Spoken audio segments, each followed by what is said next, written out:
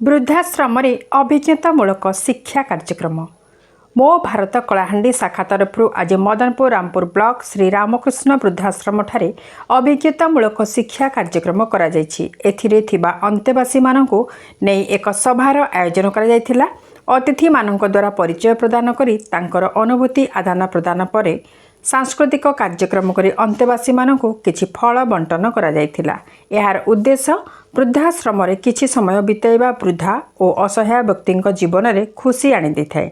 यह सेमानकु निसंगतार मुक्त करी सेमानक सह अनुभूति बांटिबार एक सुजोग। यह ही विकसित भारत अंश बोली अतिथि माने मत व्यक्त करथिले।